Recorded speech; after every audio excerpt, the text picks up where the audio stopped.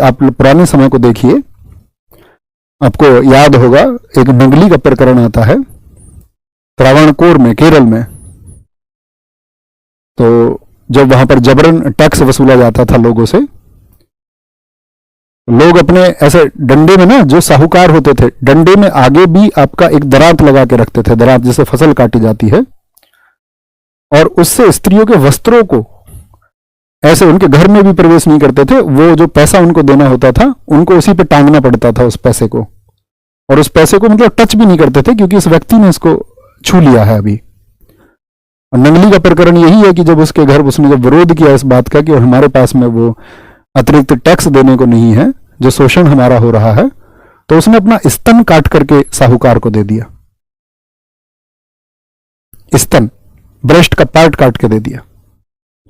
तो इस बात से हम मुंह नहीं मोड़ सकते हैं, और कहा भी जाता है कि हमको उस चीज के लिए माफी मांगनी चाहिए उस समाज से, उन सभी लोगों को माफी मांगनी चाहिए कि, या अब क्यों माफी मांगे कि भैया हम तो नहीं करते डिस्क्रिमिनेशन, तो पूर्वजों के द्वारा किया गया तो कृत्य है, जिस किसी ने किया हो, जिसने नहीं किया है उस पर बात लागू ही नहीं होती।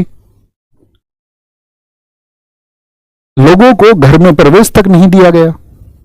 लोग ये समझते हैं कि इस व्यक्ति के साथ में बैठने से मैं छोटा हो जाऊंगा, या उनके साथ खाने से जो है मैं पवित्र हो जाऊंगा। ऐसी मानसिकता अब भी देखी जाती है लोगों में। लोग, मतलब इससे कुछ बदलाव नहीं होता मेरे कहने से, कि मेरे कहने से लोग बदल जाएंगे। ये दरअसल में पूर्वाग्रह का शिकार लोग हैं, मैंने कहा प्रेजुडाइज का शिकार लोग हैं। उनकी परवरिश ही ऐसी हुई, उनको सिखाई ही ये चीजें गई, तो उनके दिमाग में क्यों ना करके घर बैठती।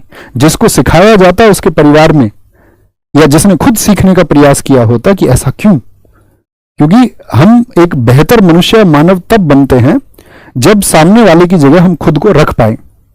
सामने वाले की जगह खुद को रख पाए मतलब जो स्थिति उसके साथ हो रही है, क्या उसको आप भी झेल सकते हैं, और इतना भर आप सोच पाए तो आप मानव बन जाएंगे। बस किसी भी स्थिति में आप स्वयं को रख के देखिए। आपने जैसे बोल दिया, मान के चलो स्त्रियां घर से बाहर नहीं जा सकती, तो एक बार आप सोचिए कि आपको घर से बाहर जाने से यदि रोका जाए, तो आपने कह दिया कि इनके साथ खाना, इनको स्कूल से बाहर धक्के देकर निकाल दो। आप सोचिए यदि आपको स्कूल से बाहर धक्के देकर के निकाला जाए तो क्या होगा। तो ये विचार करने योग्य चीज है। तो